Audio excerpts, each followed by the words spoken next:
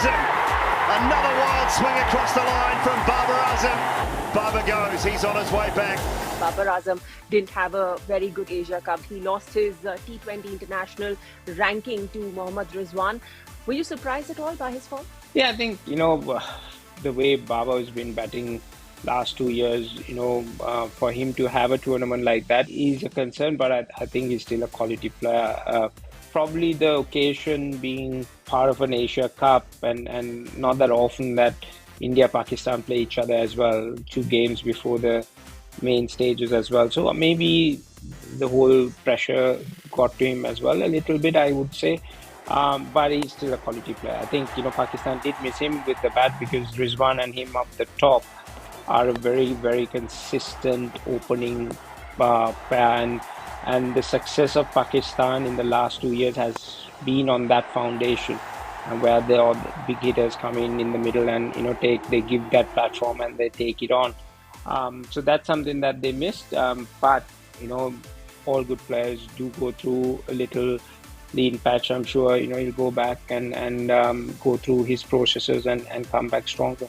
Do you think that some teams and bowlers might have just figured him out? Not really. I think, they have a couple of good balls which got him out in this competition, and then a couple of soft dismissals, which could happen. So you can't really put something and say that, people have figured him out. It's just the occasion, the conditions and all that.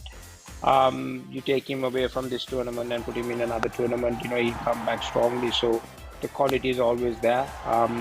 And I think, Babar is that kind of a batsman that he will go through that process vigorously, make sure that, he comes back stronger. From watching him at the Asia Cup, is there anything about his batting you think Pakistan should be concerned about ahead of the World Cup?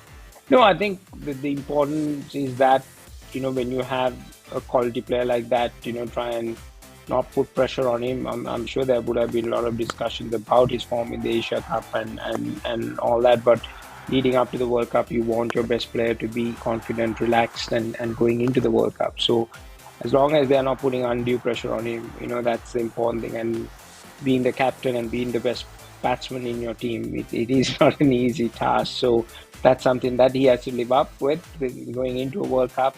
Forget about his captaincy and all that, and be the batsman that he can be, and then be the captain he needs to be out there on the field. So these two responsibilities has to be managed separately, and that's key for anyone to be a good player and then being a captain of a team.